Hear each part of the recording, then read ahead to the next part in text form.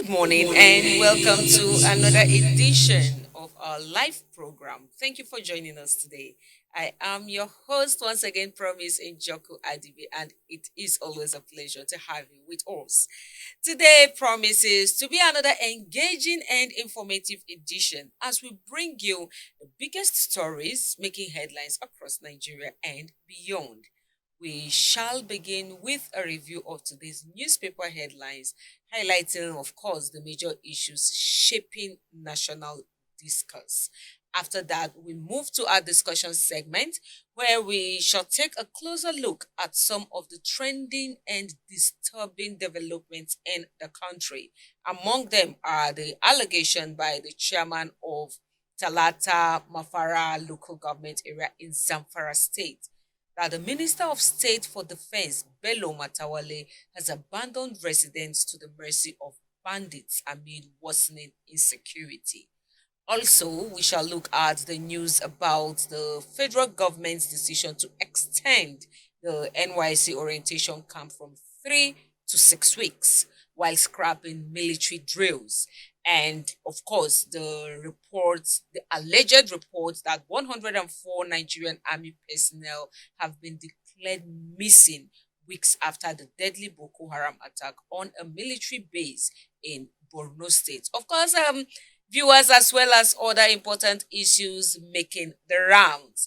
And helping us unpack these developments and their implications is our guest, Dr. Sir Obinanwachuku. Dr. Obinanwachuku is a respected analyst, a journalist, and the publisher of the Craft newspaper.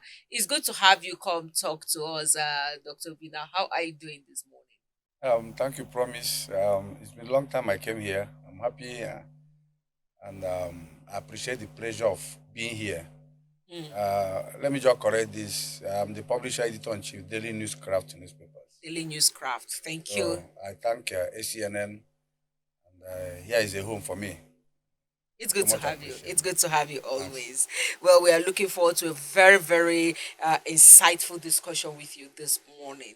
Thank you. Viewers, later in the program, will bring you our message for the day and, of course, the weather forecast. And then we'll conclude with our Bible reading in Pidgin English to inspire and encourage us as we go about the day's activities. So I will encourage you to stay with us as we get started. And don't forget that you can be a part of this conversation by calling the number showing on your screen or by sending us your comments via any of our social media platforms also showing on your screen. So let's begin with a look at the major stories making the front pages of today's newspaper.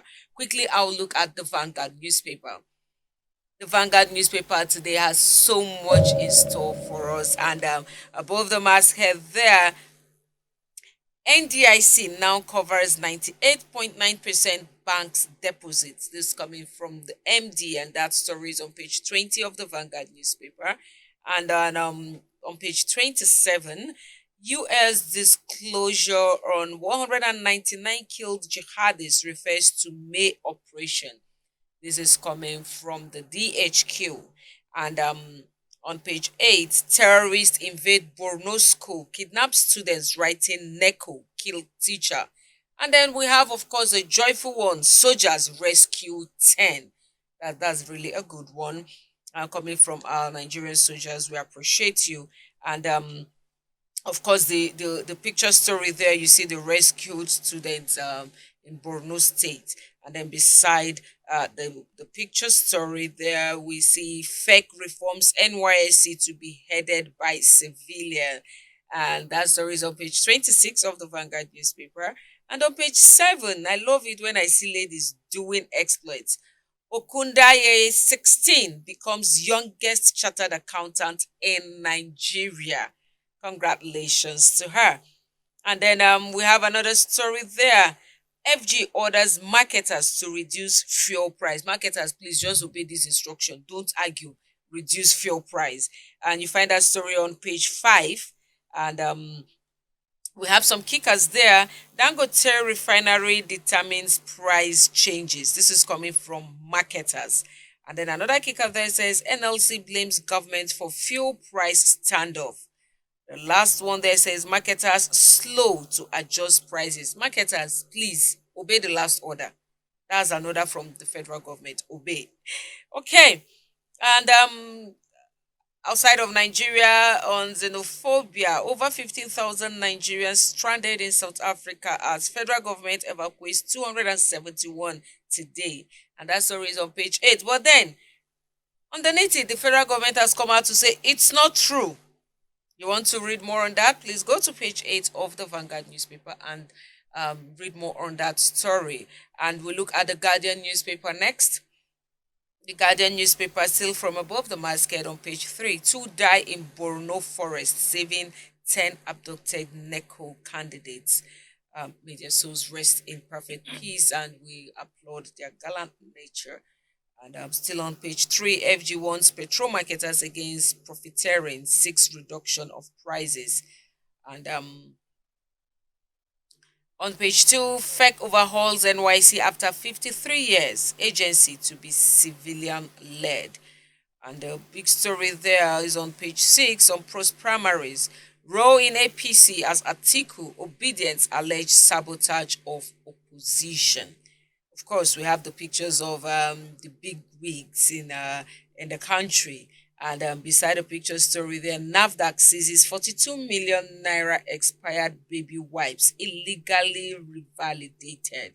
And that story is on page 4 of the Guardian newspaper.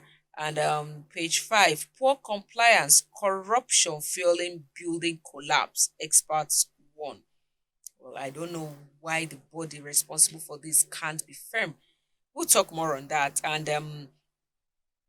on page 6, June 30th, which is today, foreigners stranded on edge as anti-immigration protests rock South Africa. And the last story I'll take on this is on page 15. Inflation, healthy meal costs Nigerians more as daily diet hits 1,589 naira. Some don't even have the 1,000 to eat. Okay, lastly, we look at the Punch newspaper quickly. On the registration crisis, NDC files appeal, moves to serve INEC. That story is on page 18 of the Punch newspaper. And on page 27, NDLEA arms operatives with AK-47s to battle drug cartels. That story is on page 27. And page 9, on Borno abduction, troops rescue NECO candidates, teachers. And the big story there is on the 2027 candidates. Fresh crisis hits parties as INEC portal opens. That story is on page 2. We have some kickers there. Wike, Turaki, PDP fractions disagree over INEC portal access. That's really funny. Okay. We see the picture story there of Dangote discussing his company's vision. And then beside it, we have Lagos tops Nigeria's HIV burden as infections hit 102,025. That story is on page 18. I was thinking by now we should be more careful as Nigerians. Well, on page 26, on blackouts, banks, firms sink 401 billion naira into alternative power in 3 months. That's quite sad. And the bottom strip there, page 5, motorists stab Latsman officer during enforcement. And lastly, I'll take is on page 24. FG approves 3.94 trillion naira for roads, vessels, others. Well, these are some major headlines, on our newspapers this morning. We want to encourage you viewers to feel free to get these papers for yourself and read and get yourself abreast with the happenings in the society. The best we can do is to read the newspaper headlines for you, and then we'll have a few minutes to discuss on them, and afterwards it's up to you to read. And if you want to call and join this conversation, please call in. The number to call in is showing on your screen. And if you can't call in, please send us your comments via any of our social media platforms showing on your screen.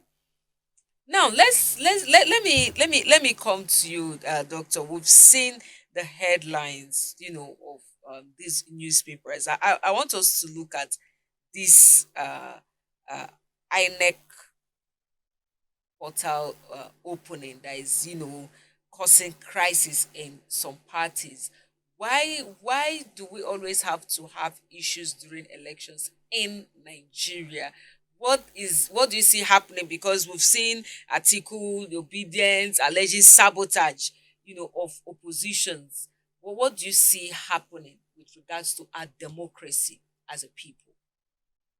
Thank you once more.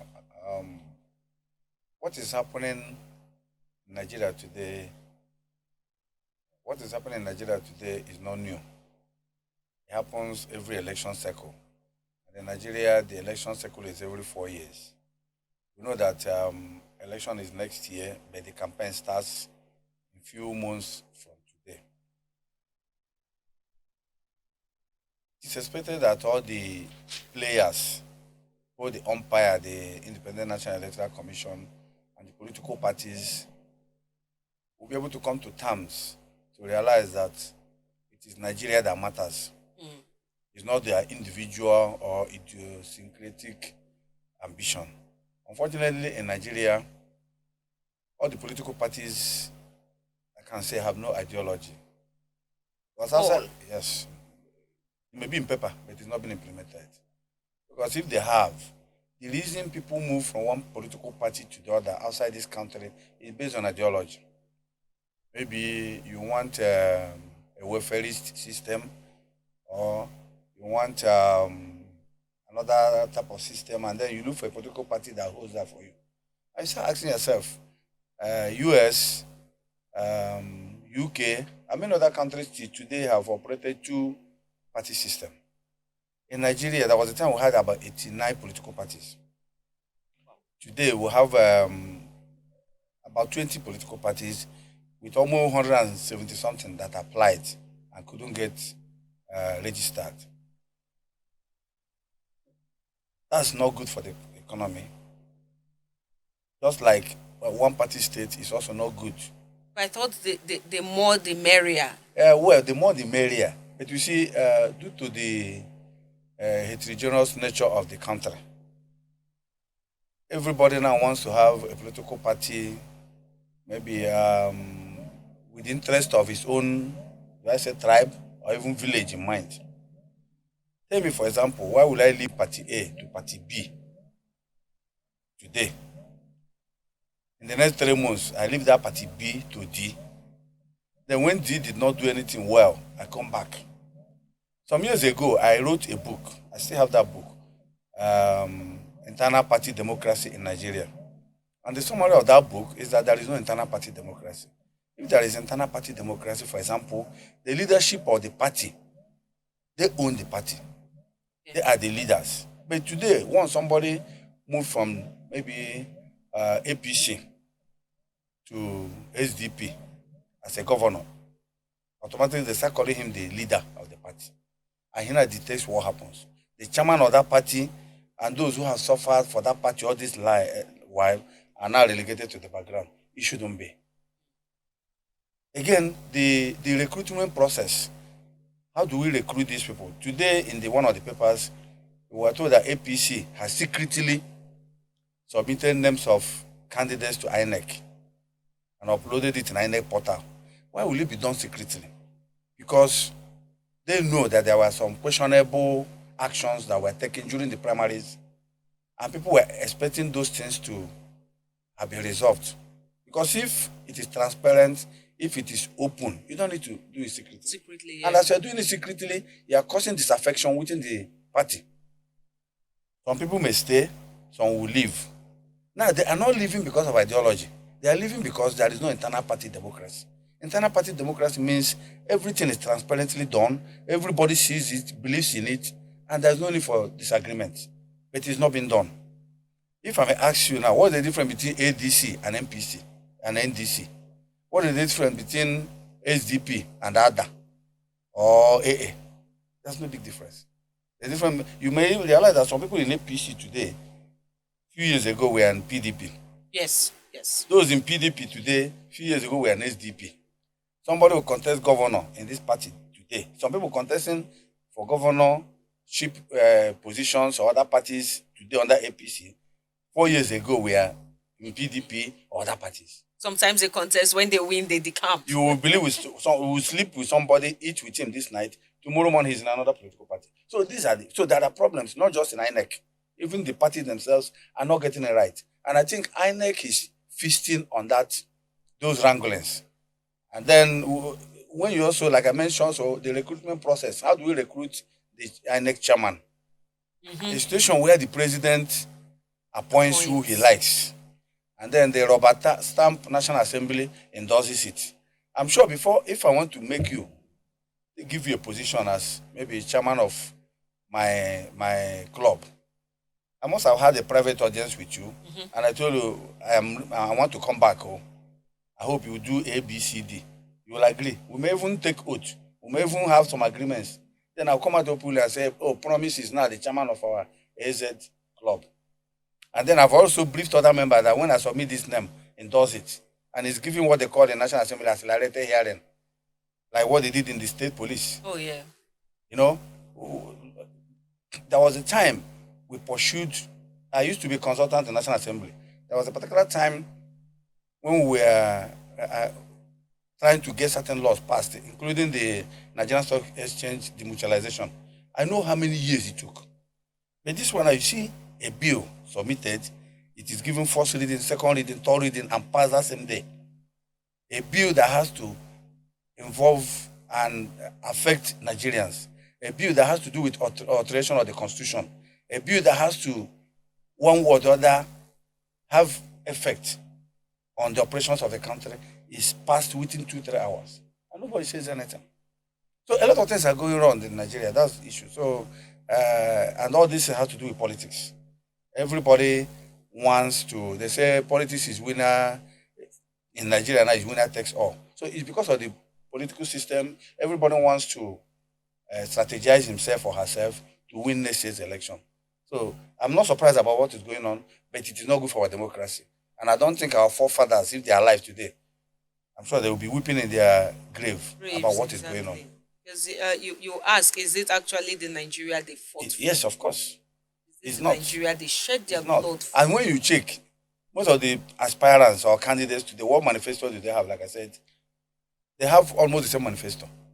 I will do road, I will do water, I will do this. Yeah, it's actually it's very embarrassing in 2026 campaigning with electricity, with something that ordinarily it is the right of Nigeria. It's the right of Nigeria. You do flyover and then somebody come to commission it. You do some people do borehole in their house. In their house, it's not commissioned. But once a government official does borehole with taxpayers' money, then somebody comes to commission it. And we talk about commissioning. We will not talk about the cost of organizing that commissioning ceremony. Nobody talks about it. Runs in millions. Yeah. Yesterday, we attended one commissioning ceremony here in Abuja. And I was asking some of my colleagues, I said, it's only in Nigeria here a president or a governor comes to commission. I've never had Trump or the British Prime Minister that he went to commission one road or he went to commission water project. So why? You do it and people start enjoying it. But that's actually why you're there. Yeah, but here commission has become a fun fair. Ceremonies, millions of naira spent on publicity. Even the person that comes to commission, you will still go back and tell him thank you, sir, for coming. And all these things are taxpayers' money. So a lot of things are going, I don't know what to say, but are not properly being done in this country. So, and they are all geared towards all those commissioners. Oh, maybe people should see I am doing something. So vote for me or vote for my principal. As if people don't know. If I'm coming to this road, this St. Matthias house, and the road have been bad, and I now come to that and I notice that the road is good, you don't need commissioning for me to know. Yes. I will go home and tell my people, say, that road, they have done that road. And that is all you need. But you want to showcase this so that when you come back tomorrow, you let me know, Obina, I'm the one that did that road. So vote for me and my Vote for me. candidate. Check the other paper that was on the air.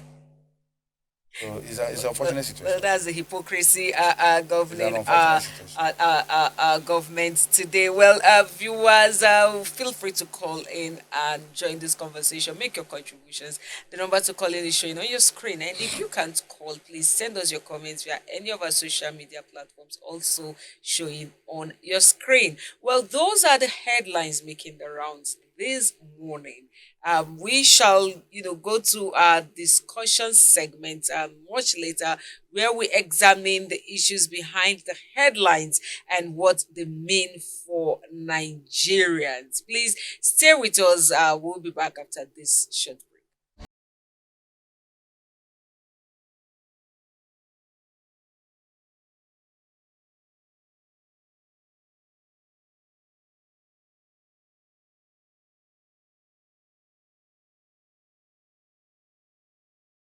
Welcome back, viewers. Well, then you are still watching today on ACNN, and we have with us Dr. Sir Obinna Nwachukwu. In fact, just a few minutes we've spent, you can see the wealth of knowledge he has, dished out for free.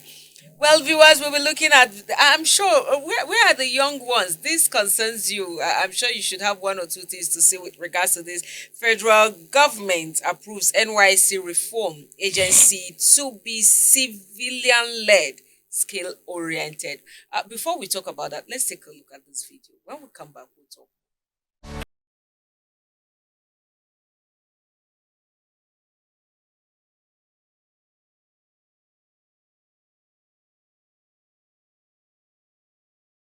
Spoke to the Federal Executive Council, and I'm happy to tell you that it has been approved for the reform of National Youth Service Corps. For over half decade, 1973, that this scheme has been funded, created by the country for national unity and civil, after the Civil War. 53 years later, part of the reform of Mr. President, President Bola Ahmed Tinubu,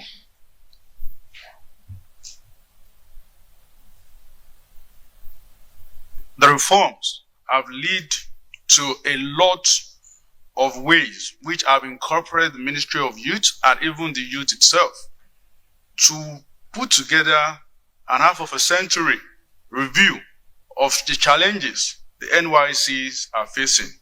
And these have addressed the issues of Ministry of Youth Development, Ministry of Education, and also the Office of the Special Advisor to the President to work together for the development of the reform framework. The goals are simple and straightforward. We want to build an NYC out of just mobilization of program. We are looking and working for the strong partnership for skill development, job creations, possibility, and national growth.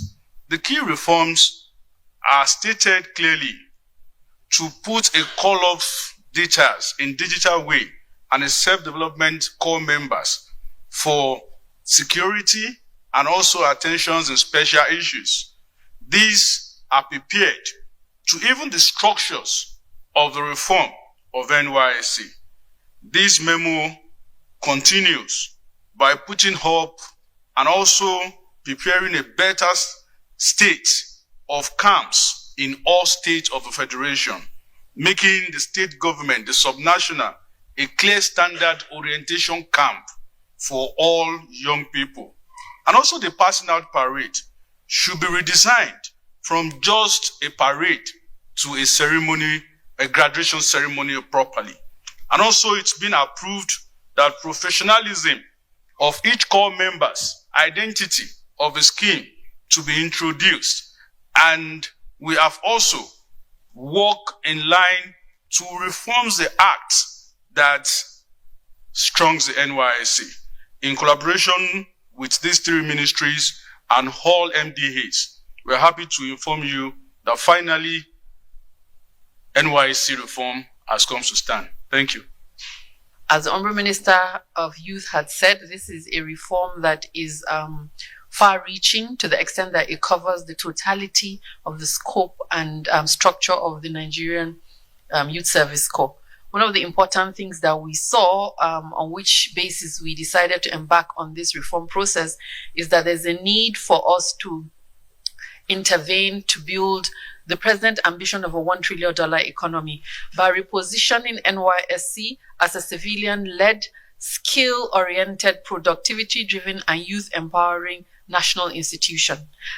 We need to strengthen the human capital development to enhance the workforce that is needed for us to promote and align with our national development. Indeed, as you mentioned, the NYSC has been in existence for 53 years, and this is the first time there has been a holistic reform. The reform areas speak to all the strategic aspects of the NYSC, starting from the area of the main area of deployment. How are you registering in the NYC? What modality is being used to post you to several states? How are we recognizing the areas where we have security challenges? What constitutes the period with which youth corps are in camp? We've looked to see what we need to do to recognize people's skill set, to recognize what it is that Nigeria needs from the Nigerian youth after graduating. We've segmented the NYSC across 11 different core streams. We have looked to see what are the areas that exist for Nigerian youth that Nigerian youth are interested in. So we looked to see how many streams can be done. By stream, I mean the type of additional training we can provide you as a graduate in having graduated from the university. So within the orientation camp, there's a new structure where you have the first 2 weeks, which speaks to laying a foundation on civic responsibility. You'll be made aware of what it is that civic duties means, our national values, leadership development. The next 2 weeks, we look to career mapping, basic accounting literacy, skills, business planning, access to finance. How do we access finance? And then we intend to introduce a structured career day program to enable COP members engage directly with the public. But importantly, the final 2 weeks, which is a minimal period, we intend to have a focused COP stream specific training. This aligns with the COP member's designated stream based on his choice, based on his academic background and skill profile. We've designated 11 core streams across NYC. So when you come in as a youth corper, you would now pick which stream you want to participate in. So I'll list out the streams and then we can see how we would interact on that. We have the agri core, we have the medical core, we have the education core, we have the tech and digital core, we have the legal core, we have the public service core, we have the infrastructure core, we have the green core, we have the enterprise core, we have the creative economy core, we also have the paramilitary and security core. So each COP member, once he has uploaded and he has been recognized and accepted as a COP member, he's required to pick one of those core. And once he registers in that, then we recognize him as a medical core, and certain trainings will be given for each of those cores within the 2 weeks. What is important is Mr. President, in his usual bold and courageous way, has taken on this holistic reform of the NYSC, which has never been done in the last 53 years of its establishment. NYSC will be civilian-led with clarity of the fact that we need to build the skill set of our youth to enable them function and support the government in building a $1 trillion economy. Thank you very much.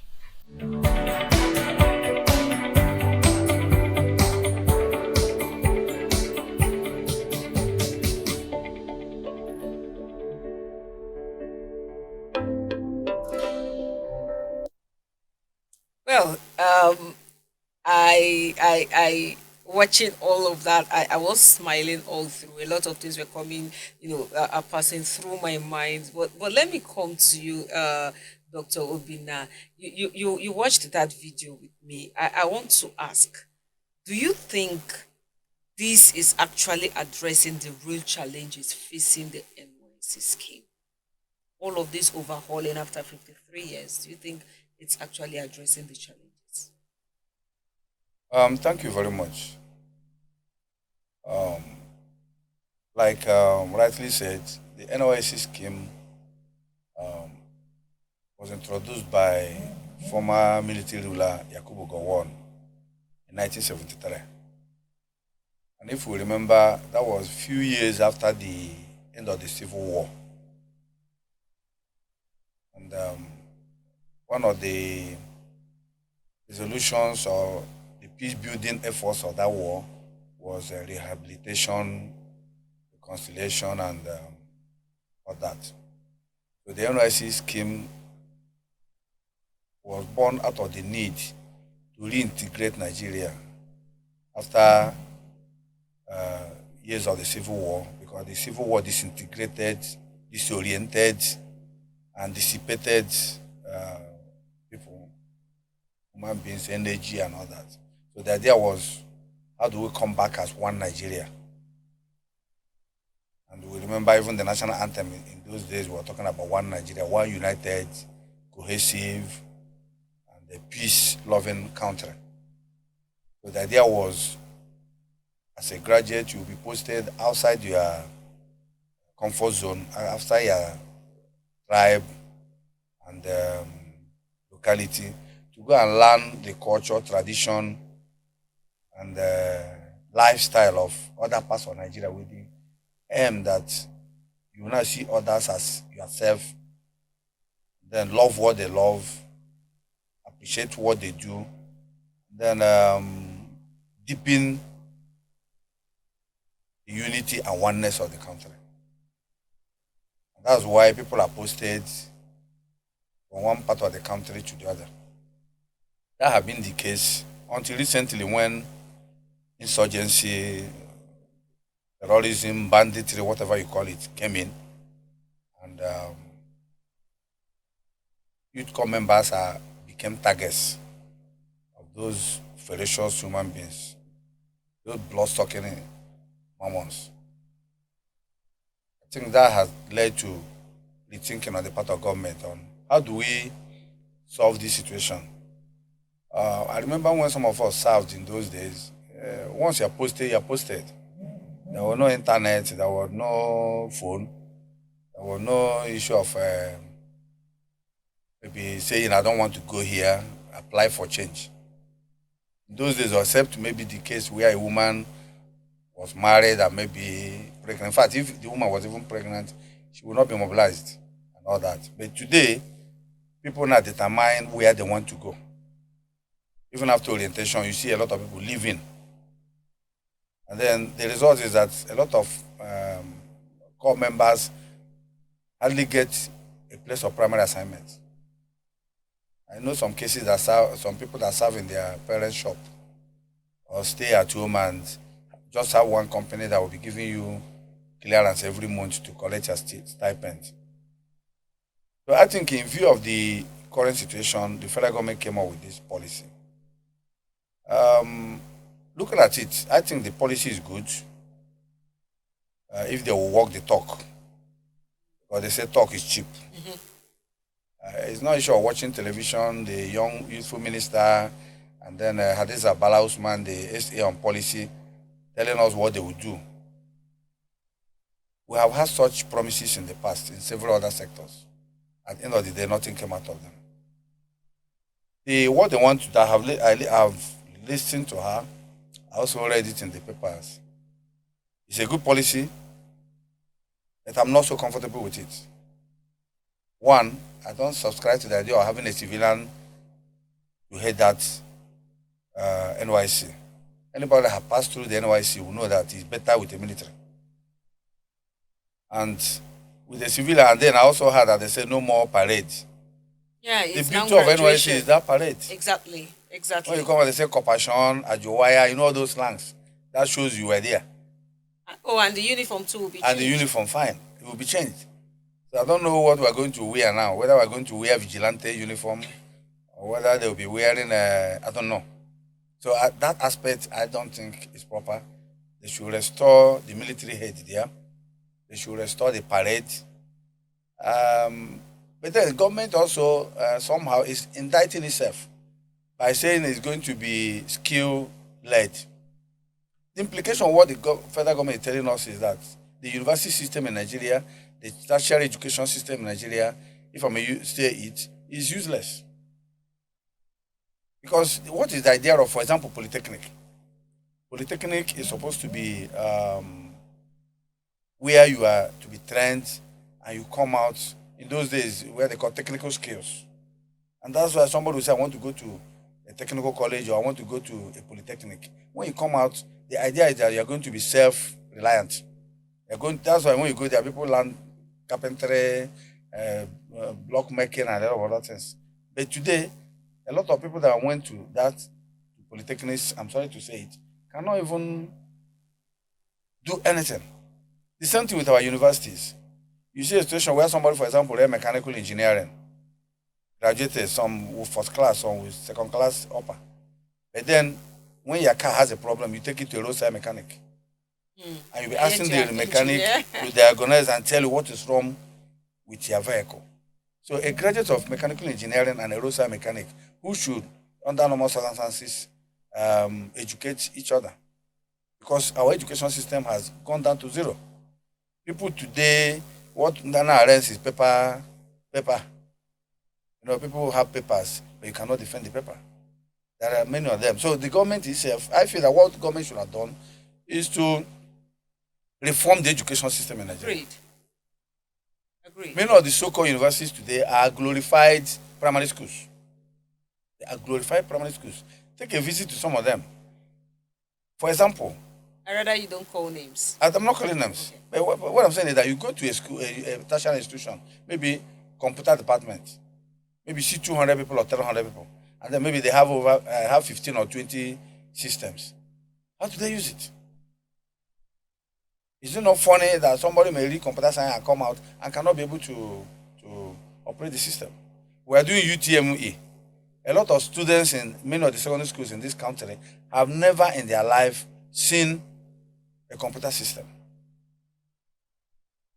I had a case like that, a child I picked. When she came to Abuja and was to take UTME, she said she had never seen computer. We had to force, it's okay, go and do 6 months computer training. Because without that, you cannot take UTME.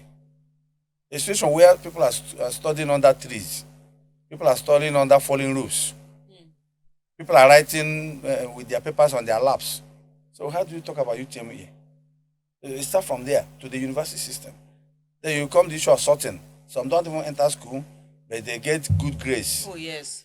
Now, conduct an interview, they will not do it. On the other side, you also have those who graduated, but there's no job. For example, Dangote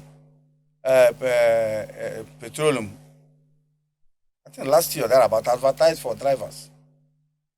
And it was in the news that PhD holders were applying to be drivers. In 1993 specifically, Coca-Cola Nigeria Limited advertised for graduate drivers. It was stated they want drivers for their Coca-Cola truck, but they want graduates. That is so as low as Nigeria has gotten to. So I think there's a problem. A student that went to the university and could not understand what he or she was being taught. Is it in NYC that the person will do better? Exactly. NYC that is just 1 year. It's only 1 year. I like the idea of moving the orientation from 3 weeks to 6 weeks. During our time, it was 1 month. And we were well taken care of. But it's not an issue of 6 weeks. Like I said, I buy the idea, but they need to have a second look. They need to change the idea of saying it to be a civilian head. We have a lot of institutions, federal government institutions that are our paramilitary organizations headed by civilians. And we know how they are today. At least that fear that, the head is a military man, it puts that fear in you. One other thing I may also suggest is that I'm happy they made mention of one of the schemes, one of the streams to be a paramilitary. I once visited Israel, and one thing I learned there is that they have the Israeli Reserve Force. There, I was told that at a particular age, I think 17 years or thereabout and 20, every young boy and every young girl is compulsorily enrolled into their military system. You do it for 2 years. When you come out and you want to join the military, you join them. If you don't want to join, you can also pursue your career, but you are on the reserve and can be called upon at any time to join the army to defend the country. Some other countries also do such things. With the level of insecurity in the country, I don't see anything wrong in getting the youth to also know, because if your enemy knows that you know what he knows, he will think twice before attacking you. So the NYC in summary is good. What they want to do is good, but I think they need to have a second look. And I would have expected the federal government to have subjected this reform to public discourse. Agreed. I would have expected them, like they do in National Assembly, public debate. They could have taken it to zone by zone, even though at the end of the day they may see write what they write, because we have attended some seminars, some programs. Before you even finish, they say communique. I start wondering where was the resolution taken, because they already came with the prepared communique. But at least give us that opportunity to ventilate, give other Nigerians opportunity to ventilate their ideas, because this is something that affects every home. Every home wants to have a graduate. So that person will one way or the other be involved in this. And looking at the streams, the 11 streams to me are not enough. For example, I'm a journalist. I didn't see the one on journalism there.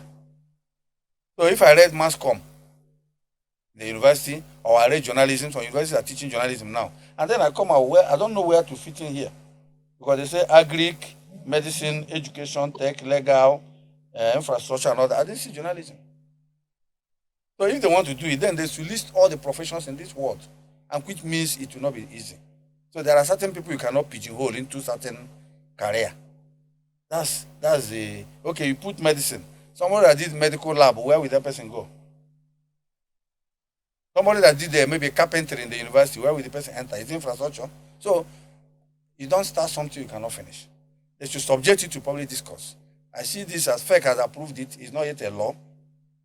I know they're going to submit the NYC Act to National Assembly for amendment. I will urge the National Assembly to subject it to public discourse. Not the kind of thing they do in National Assembly, where they will invite people in maybe a 50 capacity hall. At the end of the day, they will tell us they have made the law. Let it be on zonal basis. Let every zone or every state make contributions, so that whatever at the end of the day will be accepted as a newly reformed NYC will be something that has majority of the input of majority of Nigerians. That's what I will say on that. Thank you very much. I love what you talked about, making it a public discourse. That's one. I actually had that in mind to point out.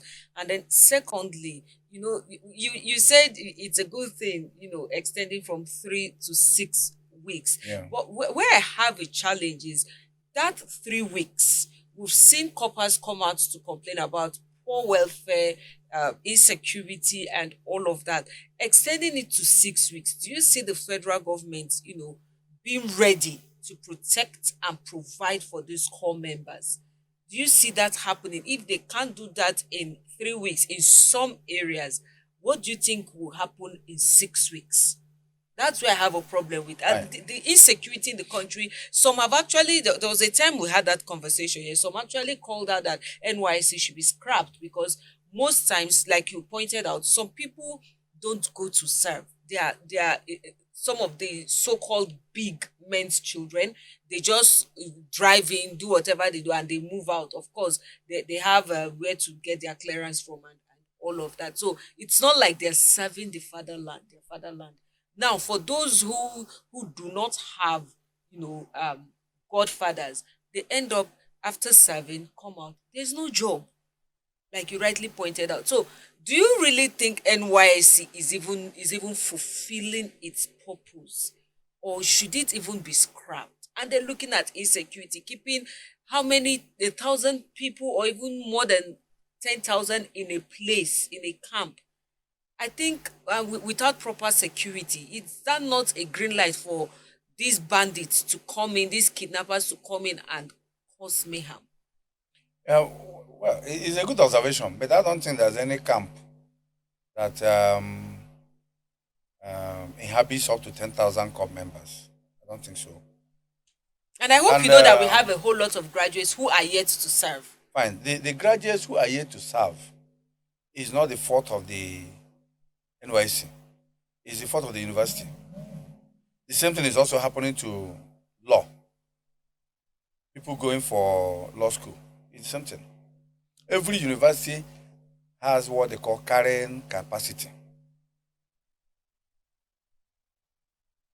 every university. For NYC, they have it. For law, Nigerian Council of Legal Education tells you the number of students you have to admit. But some will go and admit SS. For example, maybe quota is 50 law students. You go and admit 200 because they are all looking for money. Now, during the time of mobilizing them for NYC, you can't mobilize more than 50.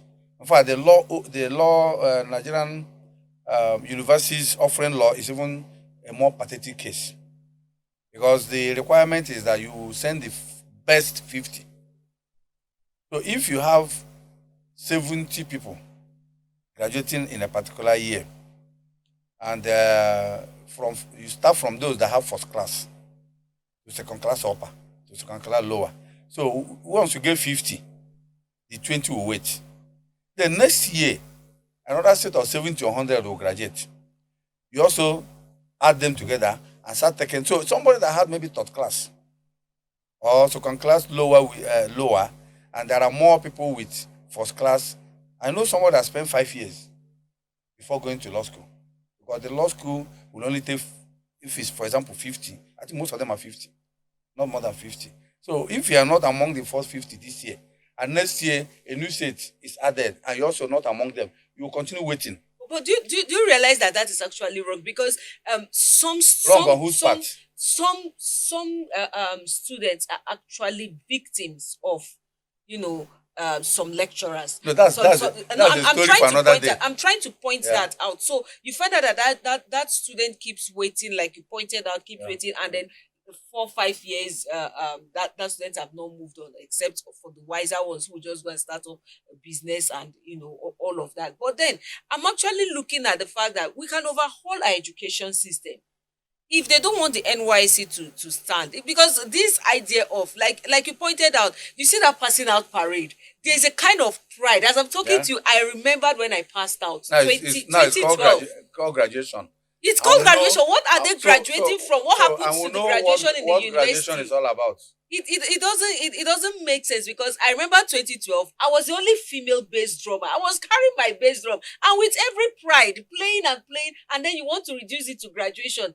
For me, it's taking away the beauty of NYC. It's taking away. So I think I don't think it's the NYC that needs overhauling. I think it's our education system. Yeah, like I said earlier, what they are doing in NYC is government admitting failure as far as the education system is concerned. True.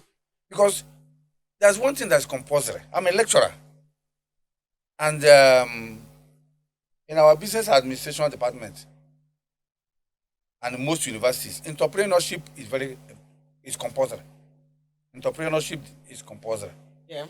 So if every institution is able to enforce that course, because most of the things they're talking about this NYC boils down to that same entrepreneurship. They can teach you. I have a book I wrote on small scale business management, which tells you about 100 different business ventures you can do with less than 100,000 naira. And going to NYC anyway, I will always proudly talk about NYC because I'm a NYC Merit Award winner. You may not know. That's nice. Congratulations. Yes, I'm a NYC National Merit Award winner. During our set in 1990, we were 5 in Okwara that won the award then. That's when they used to give us 100 naira as Alawi. So I won the award, and we are 5 of us. And what made me to win that award was because of added value I put to the service. So as at that time, like I said, orientation is 1 month. And every day they kill one cow. They kill one cow in the camp. During your time? Yes. They feed you well. So even the 100 naira they were giving was nothing. They kill one cow every day. They feed you well. In fact, you cannot come out. In fact, some people then feel reluctant leaving the camp. You see some people who want to be enrolled. Because when you come out, there's no way you come out from the camp. You will not look robust, well fed. Where you start suffering is when you now start serving. Even the NYS official will tell you, okay, see how you are looking. Now that you are going to be relying on 100 naira alawi. Are you getting me? Yeah. Let's see how you will survive. Oh, that's why some say now you're suffering continues. Fine. Yeah. So because you are fed well, you are taken care of well, your meals are balanced, But it's no longer the case. It's today. not the same. In fact, these days now, information I have is that even the allowances, just like in the prisons, the allocations and all that, doesn't get to the coppers. You not see a cop member now sewing his clothes. Some of them Oh, are a sewing lot their buy. uniforms, Yeah, a lot buying buy. their canvas. It wasn't. During my time, I know I received It for wasn't. free. Yeah. You get everything free, and you are proud to come back to your parents and say, "I'm serving." And then there was no issue of insecurity. I Yeah. remember in those days moving from my place in Imo, I was posted the old Kwara. Then President Kogi and Niger were part of Kwara State. I left in the morning, got to Onisha, stayed in my uncle's house, and by 5 a.m. we left on station wagon. That was what was being used then from Onisha through Auchi to Okene to Ilore. We got to Ilore 11 p.m. in the night. Then from there, I moved to Ibata camp. We got to Ibata camp around 1 a.m. There was no phone. There was nothing. You write letter to your parents. It takes up to 1 month. But your parents are confident that you Because the reached. country was safe then. Yes, they are confident that you reached. And you may not see your parents again until after orientation, where you're given a week or two. Then you now resume. And when you resume, unless your employer allows you, you may stay there for 1 year. But your parents are happy.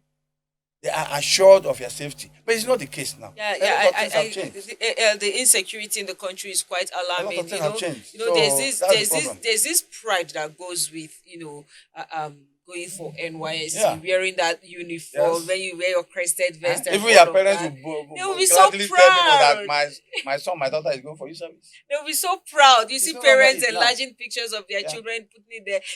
It's the same pride that goes with putting on the boys' brigade or the girls' brigade uniform. There's just this. You feel you're out of those Yeah. world. I'm appealing to the federal government. Please, let's not kill this scheme. Please, passing out parade is way better than graduation. Please, let's not kill this scheme. And yes, we feel we are of the opinion this should be in the public discourse, because I don't think anybody will want to change that uniform for anything. And then I think I also agree with Dr. Wachuku here that please let it still be military led, because with this military-led, yeah. civilian, I don't understand how many civil what I don't know what you people have in mind, but please bring it to the public. Let's make our decisions. Let's give our contributions. But I think it should be military led. Now I know our time is fast spent talking about. I promise. Let me just add this. You see, if we remove discipline, which is instilled by the military in the NYSC, it will be like any other federal government agency. Now you are going to subject it to civilian head. Then everybody will start scrambling to be appointed. Do anything they want. And then when you touch that person, he will go to his traditional ruler or call his senator or somebody and they will intervene. It's going to end up being like other. We have the man o' war. Mm-hmm. We have this National Orientation Agency there. Is it KAI? Kick Against Indiscipline and all those. Where are they today? Once you remove that discipline, which is part and parcel of the military from NYSC, I bet you, even right now, a lot of people are finding their ways, cutting corners. Not to talk of when when you now remove it totally, that would be and then that parade disaster. that you are removing, I remember that Bigo when that it blew by 4 a.m. Nobody will tell you to wake up. So I think they are really watering it down, and it's not good for us. It's not good at They all. should rather It's not force good. tackle the education, the rot in the education sector. And ASO then- is even yeah. threatening and all that. Another Let them strike, yeah. settle that area. If you come out, you should be bold enough you should be bold enough to say I'm a graduate, and you defend what you read. Agreed. That's the simple truth. Agreed. NYC 1 year is not enough. It's not enough. It shows that the 4, 5 years, It's not 6 enough. years Yes. people spent in the university was actually a waste. It's not If enough. we're depending on whatever it is you get from NYC, Yeah. it's what will push you to It's not the enough. outer world. It's really not enough. And then, talking about insecurity, there's this very troubling story from a bandit leader identified as Kachala Maha. He has claimed, let me just read it. He said, "You arrested my men and I asked for their release. You refused. I promised that I would abduct many people and I already have targets. I asked why my men and Aminu were arrested. since they were not released. I don't care if you sent thousands of soldiers. I am not tired and I will not stop until I leave this world. I can kidnap top government officials, even a state governor. I swear to Almighty God that all the security forces sent to attack my camp are my boys. I'll take that again. I swear to Almighty God that all the security forces sent to attack my camp are my boys. They inform me whenever they are coming. I receive information about security strategies, including those involving the president. It is only because I allow them to operate. Otherwise, they would not even be able to use the roads. This is coming from the bandit leader who has claimed he has the capacity to abduct high-ranking government officials, including state governors. Dr. Wachuku, is this not troubling? Is this not scary? It's not scary. But I want to look at two things. He said, first, he has the capacity to kidnap anybody, including top government officials and state governors. Secondly, the people sent to arrest him are his boys.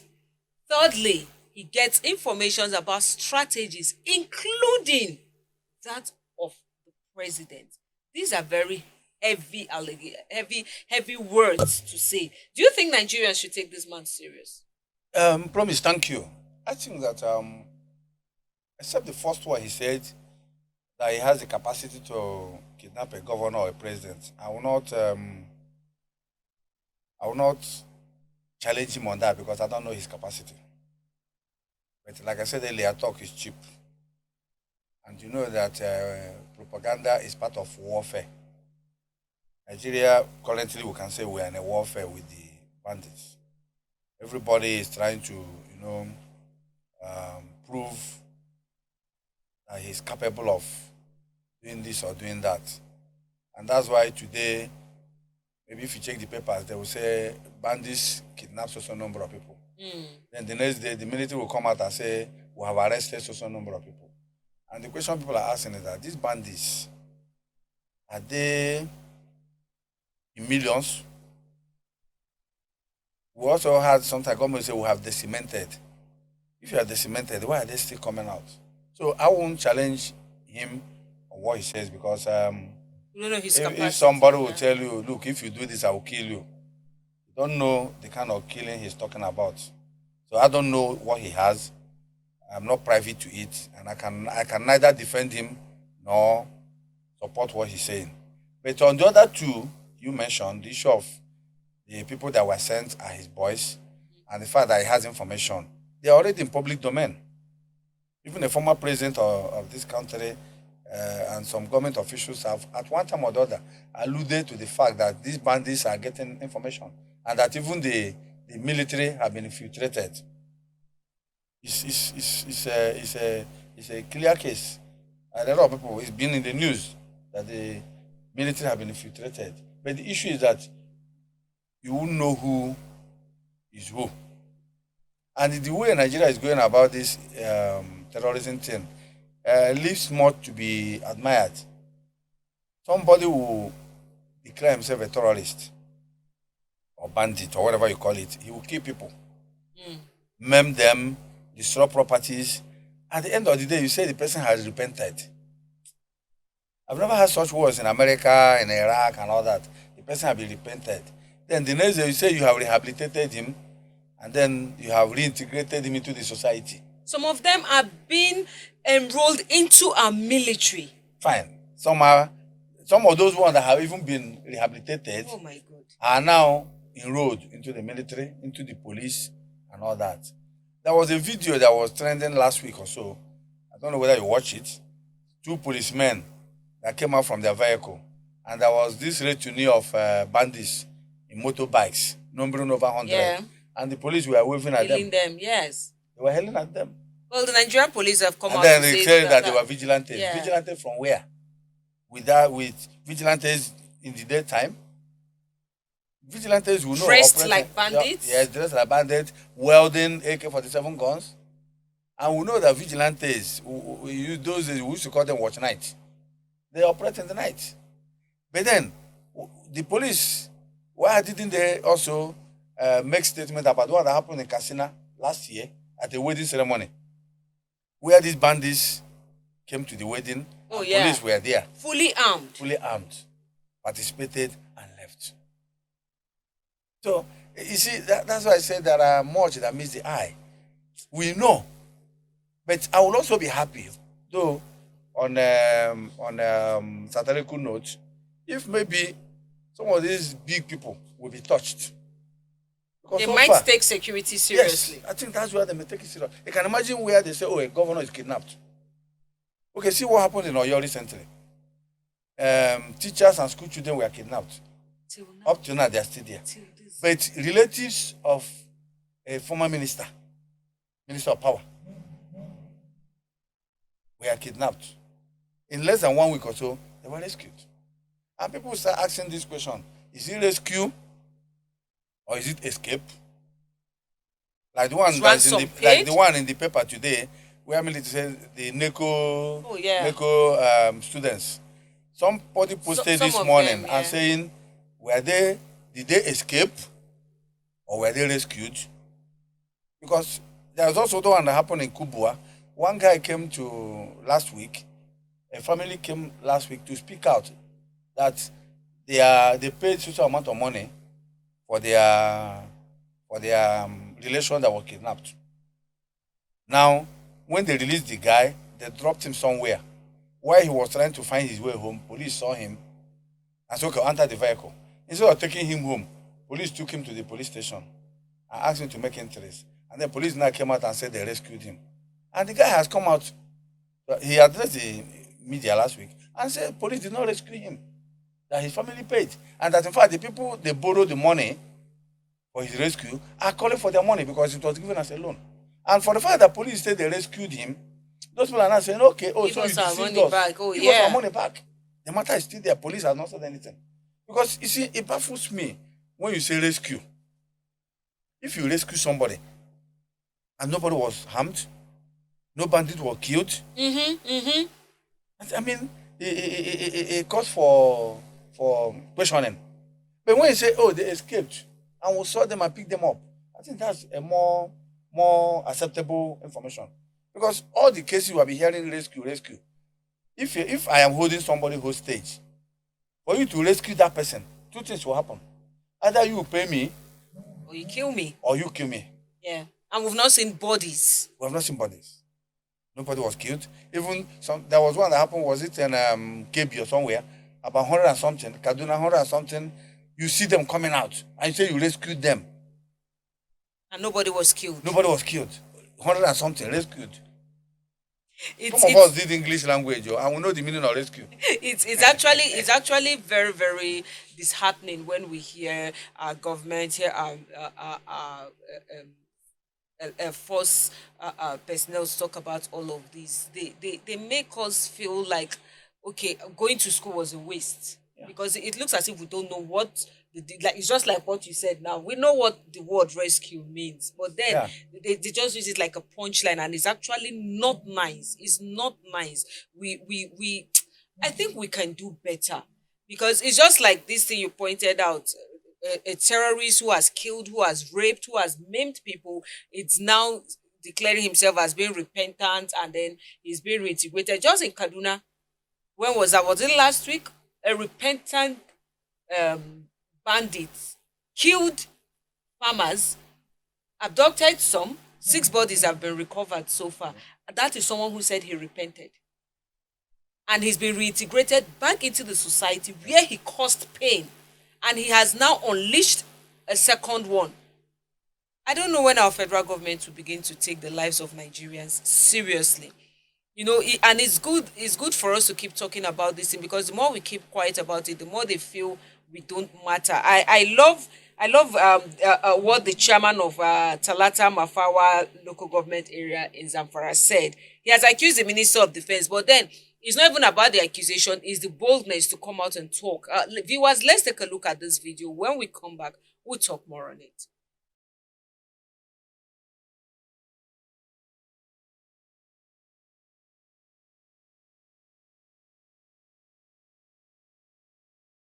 wallahi amma dai abin da ya faru yau wallahi dole a wada mu duniya cewa ƙarya ake yi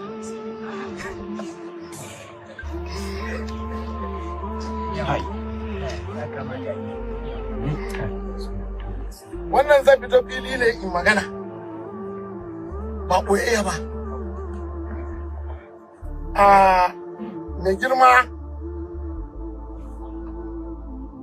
ministan tsaro karami wanda kai ne wakilin jihar Zamfara ba mu da wani minista a cikin majalisar zartawa ta ƙasa sai kai ba mu da wani wakili sai kai ba mu da wani mutum da a ce mu a federal government sai kai yau a yankin ka ne constituency ka senatorial ɗinka makwabciyar karamar hukumar ka wannan abin ya faru da girma minista ka kalli wa'annan talakawa da idanun rahama na ga wani bidiyo naka kwanan baya cewa an samu sauƙin ban iya cewa uffan to amma dai ni yanzu abin da ijiya ta taggana man yanzu aka wanda ga ina a makabartar wannan ƙauye na tunga kore ba zan faɗa ma Allah asa kuma kai in ka tsaya akan wannan abun ka zalunci kanka ka zalunci al'ummarka kuma wallahi sai ka sauka tambaya ga ubangiji wata uku da suka wuce ko biyu ka gaya mana cewa ka yi alƙawarin za a kawo mana sojoji dubu domin su kare waɗanda mutane da girma minista ya excellency da girmamawa wannan mutane za ka asa wani tambaya ga ubangiji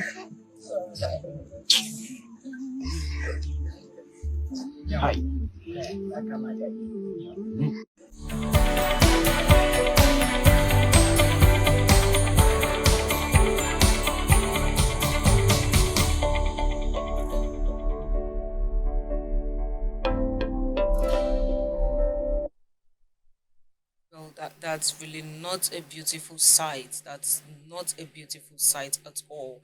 And just a summary of what he said in Hausa language. He has actually told the minister Matawale that if he continues to keep quiet and be silent about the killings, that he will be judged. God will judge him. Of course, we know God is going to bring every one of us to that judgment seat.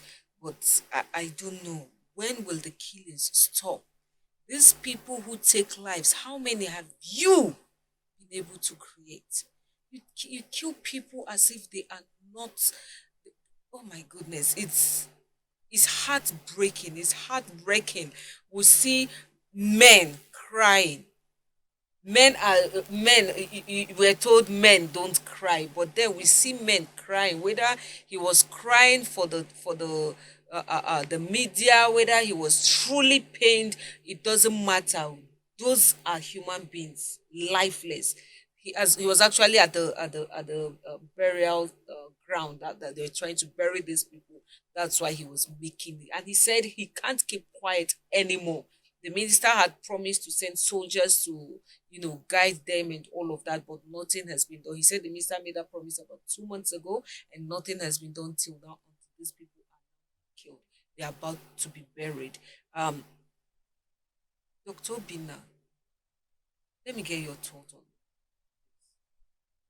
on My sister promised, like I said, what is happening in our security sector, I can say the more you look, the less you see. A lot of narratives are out there. Both those real, those fake, those fabricated, those that could be seen as propaganda and all that. Every day, something new happens. But the case of Bello Matawale is one that is not very cheerful. Oh. I remember when he was made the Minister of State, a lot of Nigerians, including my own publication, we did editorial saying that he doesn't deserve to be a minister. And when somebody who was previously under him as Minister of Defense, eventually was made his boss as substantive minister. We also said that given the fact that he once supervised the current Minister of Defense, that he may not give him 100% support, and that the best thing is for him to go. But you see, in Nigeria is one funny place. Nigeria is where somebody want to click to power all his life. Whether he's qualified to yes, be there. and that's why you see somebody will serve as local government chairman, chief of staff to governor, and member, speaker house 8 years, governor 8 years, minister, vice president, and all that. Where opportunity comes, he will not say no. I've done enough. Let others go. For example, the man was a governor. Then they appointed him a minister. A lot of people, even international community, were against his appointment, going by his antecedents. When he was governor, he was accused of hobnobbing with bandits, including the dreaded Bello Toffee. Yeah. He was accused. He was also accused of even using the bandits to force the communities to vote for him. And it was actually all these actually in the media. While he was governor, people were paying ransom to go to their farms. The bandits moved about in Zamfara like kings, unchallenged. There were even the issue of the, I think was this his principal secretary, if I'm not mistaken, whose relation was kidnapped. And it was later realized that the ransom that was paid from his office or something like that, something around that. But his office was indicted. The ransom was eventually paid to somebody in his office. Yes, I think something like that. I can't remember clearly now, but his office was in. Even though he came out to deny it and say they were politically motivated and all that, as people always say, but that dark spot in his political career still remains, even now as Minister of State. But is that not even the allegations? Are they not even enough to put his appointment on hold? Yeah, you see, two things as are a Minister here. of Defense. 2 things are here. One, somebody who served as a governor. During his tenure, he was accused of fraternizing with bandits. 2, somebody who served as a governor. During his tenure, banditry was elevated to the highest level. Based on these 2 reasons, I don't see why he should be made a minister in the first place, not to talk of Minister of Defense. Defense, exactly. Not to talk of Minister of Defense. There was a time he was accused of even financial inducements and support, even providing logistics. And if those allegations were true, then this local government chairman's claim can equally be said to be true. And then I also don't see how he will be able to deploy troops or equipment after those people, because you don't kill your own. If some people are saying that he's benefiting from the banditry, and you know Zamfara is rich in solid minerals. True. And most of the key players in that state are involved in the exploration and exploitation and trafficking, if I may use that word, of those minerals, because they are being done illegally. So why these people are there is because of those things. And because with their foreign expatriates who are collaborators. So it is difficult. Because the government is not the government is not even taking the bull by the horn. That's why we keep hearing all these kind of narratives. We expect the government to come out, be sincere with Nigerians, tell us the truth. Let's know which is which. No wonder Sahara Reporters reported that about 104 Nigerian army personnel have been declared missing weeks after Boko Haram's deadly attack on Borno base. Now, these are allegations. If our government has been, straight and transparent with Nigerians, if they come out to say, oh, no, it is not true, Nigerians will know who to believe. But right now, look at all that you've outlined. Look at what that man said. Look at the happenings in the country. Who do we believe? What exactly do we? In fact, the problems in Nigeria is actually so overwhelming. You don't even know where to start. That's what I'm saying. It's so overwhelming. I have a younger cousin, or rather, that I facilitated his entering the military less than 5 years ago. A young boy was posted to Bronu. After like 2-3 years, he voluntarily resigned. I want to ask him, he said, Uncle, I can't continue unless I want him to die. I won't want to narrate what he told me here. So a lot of them, they also, I believe, if they have their way, we want to go. So when you're talking about they are missing, I won't support or deny what Sahara reporters say because I'm not privy to the information they have. It could be true, it could be false, but like you said, the military need to come out to affirm or deny it. They need to but tell then us in the this truth. country Yeah. also, we have had cases where things happened that were true and we were were told- denied by yeah. the authorities, and eventually it was proved to be true. The issue of the Christians that were kidnapped was in Kaduna, the one in Niger and other states. So Countless. somebody can even call you now and say, "Oh, you stole that camera." All you need to do is to issue a statement and say, "I didn't." Or you get some of your boys, pay them, and they will issue, "I promise she's innocent. In fact, she was never even near that place. Even when that camera was stolen, she was even out of the country."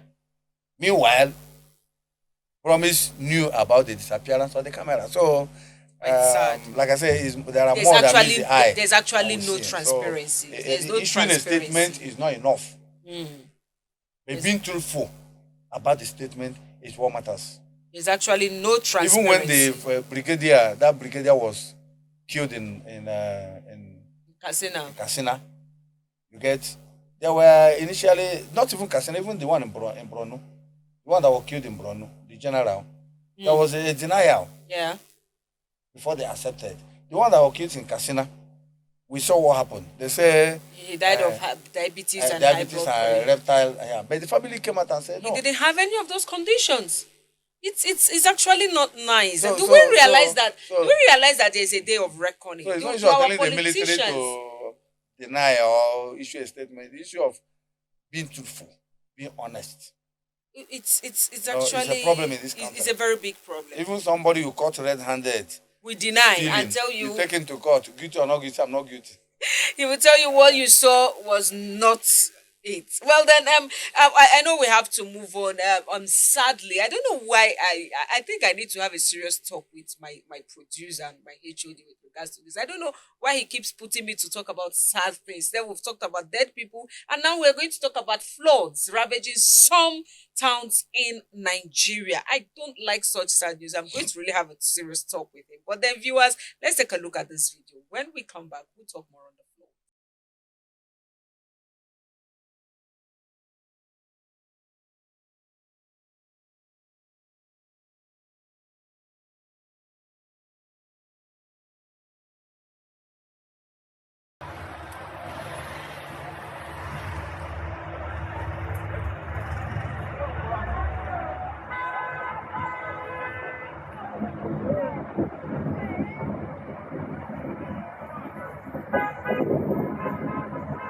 Solo na alụ ama ya na enyi Dubai Taiwan obere mmiri azụrụ na double lane hey ụzọ tagokwe ya do na only imele of me ya na mmiri chọrọ Soludo Taiwan ọrụ atụ egwu Dubai Taiwan nwoke isi ọfịa ọrụ atụ egwu ike egwukwara ọrụ atụ egwu no tụlisie chọpụ ndị mmadụ ya wee rụọ ihe mmadụ ama ha ọrụ na mmiri zobo bifo osikpo ole ma arụchazi ụzọ afọ ọrụ atụ egwu ọrụ goni na ndị agasị ike ọkwa ifoli ihe a na-eme life n'ama ọkpala ọ bụghị shoot bed ihe a na-eme life n'ama ọkpala ihe a Dubai Taiwan anyị ọkwa ị na-afọ awa Dubai Taiwan Soludo si na onye nye anyị Dubai Taiwan na Dubai Taiwan ya gaghị pụọ n'ụzọ na-enye ọ Dubai Taiwan ka anyị nọ n'ebe ndị mmadụ ọkwa ifo ka mmiri site obe mmadụ na ya Dubai Taiwan solution is working. Soludo is at work. Na ya Soludo na-arụ ọrụ. Soludo na-arụ ọrụ. Ya Dubai Taiwan o kwere anyị na nkwa ajụna onye na-ekwu amụwa wee ego mmiri na-awa na-ekwu m capitally verify were onu wee malụ m na ọra n'eze amalụchawo m Soludo is working na ebe ọ na-eme ekwefụl ya ụzọ bara Winter Gold Hotel ihe ebe ị na-anya na-ahụ shọpụ mmadụ ihe a na-ashọpụ mmadụ na mgbede a ka ihe a na-eme tata bụ Sọnde tata bụ Sọnde 28 June 2026 ka ọ na-eme ọ na-enu fensi ka m kwụ wee na-akapchọ ya sụkwa ị na-akwa echeki mmiri akwa fensi a na ihe mụ na gị eme mmiri akwa fensi a kwụrụ ya na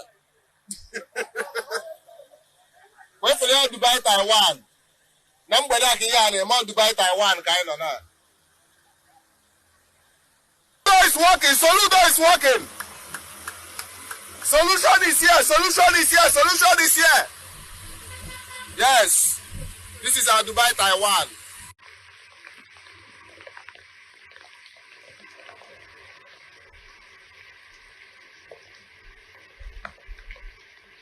For me to come down.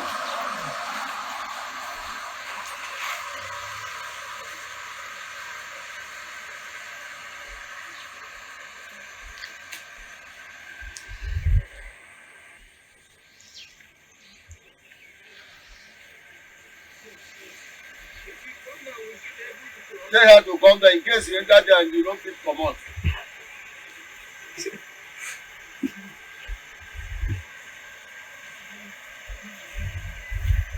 Mommy, come this way.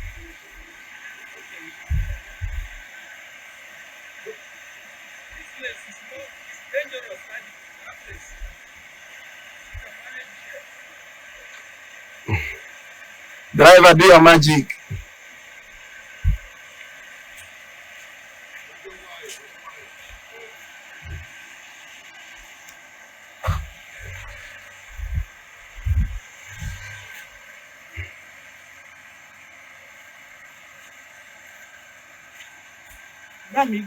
Well done.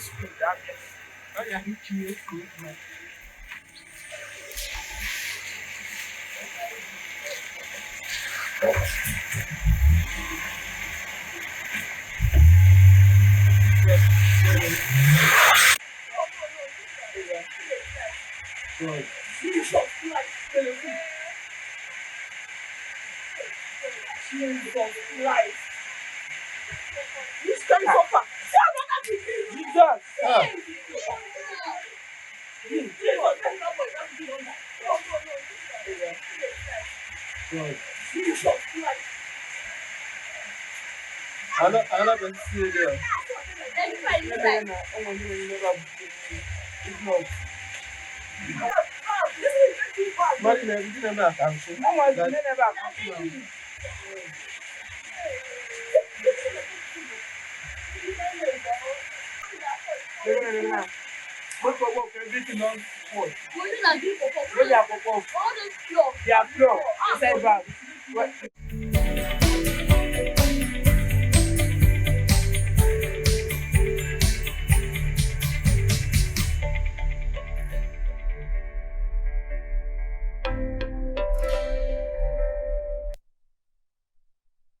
Well, I don't know what to say about that. Let me get your thoughts, Dr. Nwachukwu, on videos we just watched. Of course, there are more than that. We have floods all over Lagos and other states. These were the ones we were able to lay our hands on, for those morning program. Let me just get your thoughts briefly with regards to flooding and how the states and the federal government can do something about this, because it's a recurring problem every year. People die as a result of this flood. Does it mean there's nothing that can be done? Thank you very much. The issue of flooding in Nigeria today is not new. It happens every year around this time, and it will continue till almost September, October, depending. Sometimes there are something like flooding. We know is partly man-made and also nature. What do I say about man-made? And when we look at that man-made, we look at it maybe from 2 or 3 perspectives. particularly from human beings. Some of us deliberately cause this thing happening. There are drainages. You block them. Some block them, some empty refuses in gutters and walkways. So when rain falls, the flood will not find a way to move because it's blocked. So it spills itself on the road. So that one, we are the one causing it. But then there are other aspects. The communities are not doing anything. Some years ago, communities would always organize a communal walk where drainages, gutters, and others are emptied preparatory to the rainy season. I'm not sure many of them are doing it today. And if any road passes through your community or your area, I think it behoves on you to ensure that those things are well taken care of. But most times, our attitude is, it's government thing. But when the damage is done, when the harm occurs, it affects individuals, not the government. Because government is not any human being. We are all part of government. The other aspect is the federal government or state government maybe not taking care of the roads. We know that we have a very poor road maintenance culture in this country. Oh, yeah. Like I said earlier, what is the issue of commissioning or celebrating? Most times we do form fairs to commission roads, but then maintaining them becomes a problem. And you see some of them, after some time, they start developing craters and all that. So when there are no maintenance, in some other countries, as you are signing a road construction contract, you also attach maintenance to it. So it's not just do the road and go. There is a maintenance aspect that goes with it. But here we want to have another budget. We want to have another costing for maintenance. The same road. And sometimes the person you're even going to ask to maintain it may not be the person who built the road. So it becomes a problem. It's just like where you call somebody to maintain your house and he wasn't part of the people that built that house. You may not even know certain things and how they did it. So that's that aspect. So, but then on the other side is like I said, it is not new. There are communities that are prone to flooding every year. Kogi, Anambra, Imo, Lagos, many of them. And some of them have been asked to relocate. Some, even before the flooding, will be asked to relocate, but they refuse. Relocate to where? Right. Isn't a way they have somewhere else to relocate? What if you are consumed by that flood? So why wouldn't the state government make arrangements for these people and say relocate to this place? There are some that are living areas that are prone or close to the river. For example, Lokoja. No doubt about it. So what will the government do? The government can still do because basically that river Niger or river Benue, we know at a particular time of the year overflows. Yes. There is also the one of the Kainji Dam. Sometimes when it's threatening the people of the Chadian government will empty it. And when they empty it, it does havoc here. Yeah. So these are things that are predictable. And like I said, there are areas in this country, communities in this country, all their life have never witnessed flooding. Do you agree with me? Yes. They have never. Agree. And there are those that every year they know it will witness happen. it. Yes. So fine. So what you need is to be proactive. So if, for example, you know your community like that or your shop, why not? You can relocate within that period. And then when this thing is come back. So it is not that it is not known. We know. And the people that are affected also know. It's really except the ones that are deliberately done, like one was blocking the drainage, and then or constructing. Some even construct on drainage lines, waterways, yes, and then waterways. So the effect will surely be felt. So it is in summary, what I'm trying to say is that it must be a collaborative effort. It's not just the government. Agreed. The government, the communities, the state governments, and most times we talk of federal government, state government, what are they doing? Even when you talk about roads, there are roads that are to be taken care of by the local government. There are roads that, by the constitution, are to be taken care of by the states, and there are roads that are to be taken care of by the federal government. A rural road in your community, you don't expect Tinubu to come there to do it. To fix it, yeah. So communities can take care of such places. Local governments can take care of such places. Today, states and local governments are getting millions and billions of naira every month But they through don't do fact. anything What with are they it. doing with it? They want to So it's not campaign. just federal government. We all in your own compound, somebody will build a house and you will not take care of drainage. Even the one in front of your house, you block it, or you put shop there. Some of us will pass through roads, and you know that that road is bad. You cannot even get a little sand to fill that pothole. You expect government to come and do it for you. So everybody has a role to play if we really would want to avoid something like this going forward. Thank you very much, Dr. Obinna. And viewers, as we know, beyond staying informed about the events around us, it is equally very important to nourish our spiritual lives. It is now time for our message for the day, a moment to reflect on God's word and draw lessons that can strengthen our faith and guide our daily walk with Him. Now, yesterday we actually reflected on developing an attitude of praise and thanksgiving in all situations, and how a heart of gratitude can, unlock God's blessings even in difficult times. Today, viewers, we have another inspiring Bible exposition prepared for you. Let's watch the clip together, and afterwards we'll briefly reflect on the key lessons it holds for us.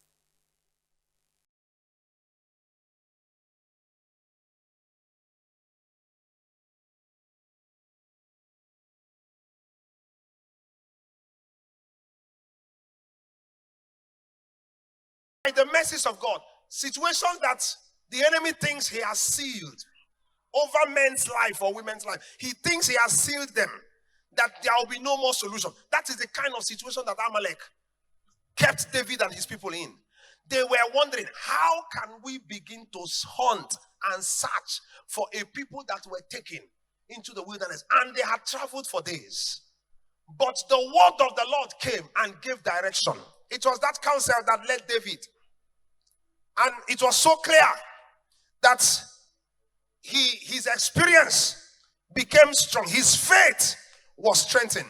And so the moment the perspective was shifted, the Lord began to strengthen his faith and renewed the purpose.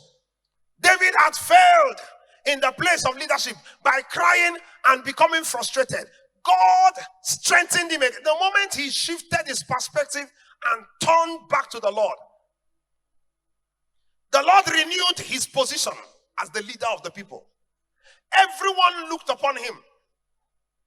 Everyone looked upon him and required that he take responsibility and get them out of the trouble.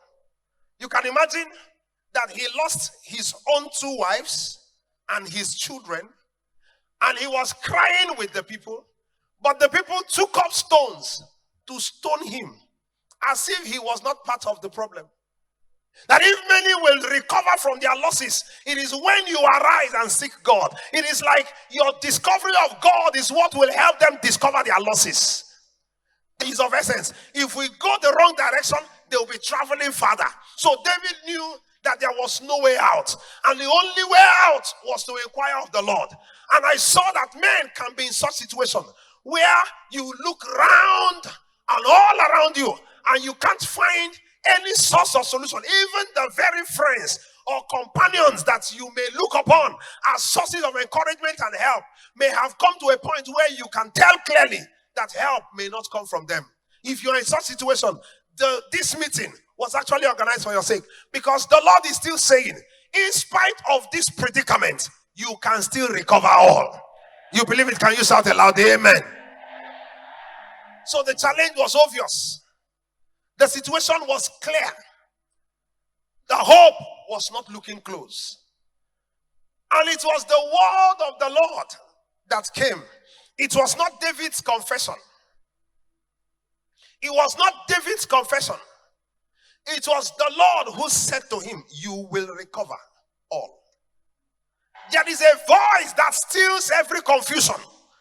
Regardless of all the contribution and the beautiful suggestions and opinion that the voices of men can make, there is one voice that when he speaks concerning a situation, then hope is established. The reason why we are strengthened as God's children is that we are not waiting for God to speak. He has spoken already. Turn to your friend, tell him, I am not waiting for him to speak. He has spoken already. And the Bible said, whose report shall we believe? It can take just a moment and heaven will confirm the word. The voice of heaven, the direction of heaven is enough to bring about a recovery. The delay has been strong, and it looks like like a prison. I hear the Lord speaking to such lives, and He said, "I should announce to you, the delay is not a prison; it's a classroom." There are men God will speak to for the sake of the deliverance and the safety of many. There are men that God will rest upon, and an entire people who sit in darkness will see a great light. There is one that God will lift up in a family, and every disgrace and embarrassment that Satan has set upon them all through the generation will be ended by that one. Lift up your hands. I declare over your life this year, under the influence of my voice, your journey will not lack the voice of heaven. Your journey will not lack the voice of direction. Your journey will not lack the voice of the authority of heaven.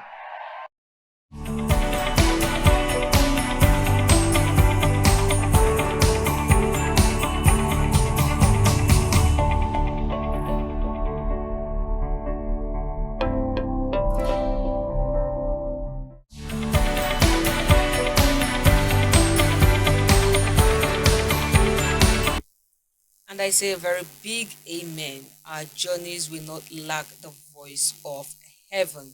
That is very powerful.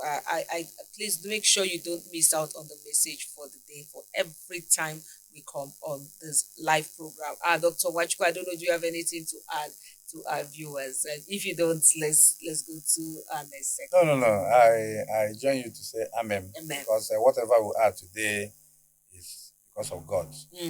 He's author and finisher of our lives. True. So we live because of Him. Very true.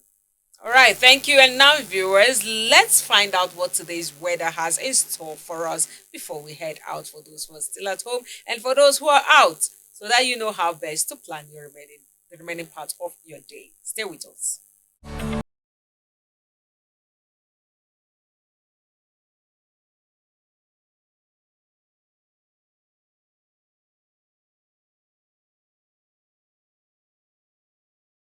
Welcome to your comprehensive global weather forecast for Tuesday, June 30th, 2026. Let's look at the conditions shaping our world today. Starting in Africa, the northern regions continue to bake under the summer sun. Dry and hot conditions prevail with temperatures reaching seasonal highs. Further south, West and Central Africa are witnessing widespread thunderstorms and significant rainfall, raising potential flood concerns. East Africa sees occasional showers, while Southern Africa experiences a cooler, stable winter pattern with clear skies dominating the interior. In Europe, the Mediterranean is enjoying warm, clear conditions, perfect for the start of the summer season in Italy, Greece, and Spain. However, Northern Europe sees cloud cover and intermittent rain across the UK, Scandinavia, and northern Germany. Turning to Asia, the monsoon is in full swing. South Asia is seeing heavy downpours characteristic of this time of year. Southeast Asia remains unsettled with humid storms, while East Asia sees a mix of coastal fog and inland sunshine. In North America, heat persists across the southern states, while the heartland braces for scattered evening thunderstorms. South America's tropical regions continue to receive daily rainfall, while the southern cone feels the chill of winter. Coming home to Nigeria, southern regions see peak rainfall. From Lagos to Port Harcourt, expect heavy showers throughout the day. The central states, including the FCT, are witnessing localized thunderstorms. Residents should be prepared for sudden afternoon downpours. Up north, the weather is significantly warmer and drier, with most states remaining partly cloudy and hazy. That concludes our global weather update for this Tuesday. We hope this helps you plan your day effectively across the globe. Thank you for joining us. Have a safe week ahead, and we'll see you tomorrow for more weather insights. Goodbye.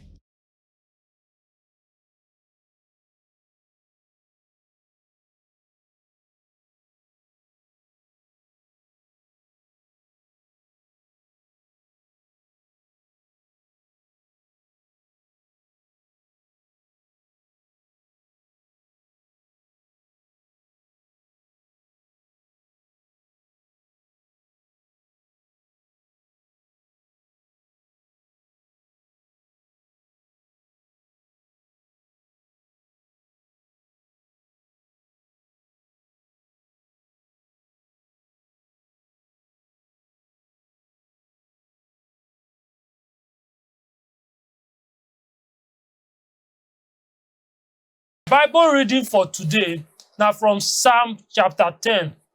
I will go read from verse 1 to the end. This are the letter where King David write to Baba God when he dey lament, say Baba God don't leave am. Verse 1. My God, wetin make you stand far from me? Wetin make you dey hide when I dey trouble? Wicked people dey pursue and punish poor people. So make the evil trap where dem set for other people catch them. Because dem dey make mouth about the evil things where dem dey do. Yes, dem dey praise people when get long throat and dey curse God. Wicked people too stubborn and dem dey always think say God no go do me anything because e no care. Dem dey prosper for everything wey dem dey do. Dem no dey see your punishment when dey wait dem. Dem dey laugh those wey be their enemies. Dem dey tell themselves say no bad thing go ever happen to us. We go dey free from trouble forever. Na curse, lie, and to threa ten people full their mouth. Na trouble and evil dey their tongue. Dem dey hide wait for the village gate where nobody go fit see dem come kill innocent people. And dem dey always find and wound people wey no get help. Like lion wey hide for corner, na so dem dey wait to kill innocent people. Dem dey catch and drag innocent people for their net like hunter wey catch animal. Dem dey kill people wey no get person wey go help dem. Those wey no get power reach dem. Wicked people dey say, God no dey see us. He don close the eye and he no go even fit see wetin we dey do. So my God, make you raise up come punish wicked people. Make you no leave those wey no get who go help them. Why wicked people dey go free sef? Even when dem no respect God. Dem dey say, God no go ever ask us say wetin we do. But you dey see the trouble and wahala wey dem dey cause. You dey see everything. So make you punish them. Those wey no get help dey trust you. And na you dey fight for children wey no get papa and mama. Make you break wicked and evil people hand. Make you punish them for their wicked plans wey dem think say you no know about. Na God be king forever and ever. The people wey no dey fear God go vanish comot from this world.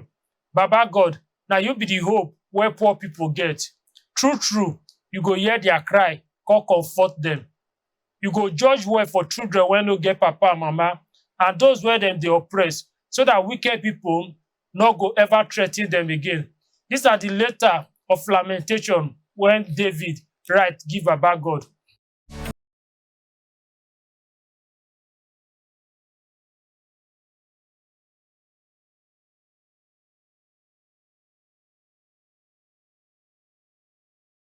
Love that lamentation. Truly, Baba God, now you be the only hope with poor people like us get. Dr. Obina, you were smiling all through. You have a comment just in 30 seconds?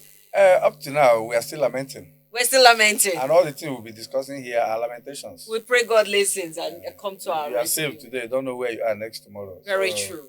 Very God will true. continue to be our help, a very present help in times of trouble. It's only Him we know, and it's only Him that sustains and keeps us. Without Him, I don't know what else any of us would have done. Very true. Very true. Viewers, as we bring today's program to a close, we sincerely appreciate you for spending part of your morning with us. And many thanks also, to our guest for his valuable insights and thoughtful contributions to today's discussion. Thank you very much, Dr. Sir Obina Nwachukwu. You, in fact, it was a very robust conversation we had this morning. Thank you very much. Thank you. And viewers, remember, staying informed is important, but taking positive action in our communities, just like Dr. Obina pointed out, those drainages, stop blocking them. Go and remove those things there. Taking important action in our communities, in our little space, is even more important. So let us continue to pray for our nation, Nigeria. We don't have another one. Let us support one another and play our parts in building a safer, a more peaceful, and a prosperous Nigeria. So on behalf of the entire production team, I am Promise Njoku Adibi. Thank you for watching and have a productive, a peaceful, and a blessed day ahead. God bless you and goodbye.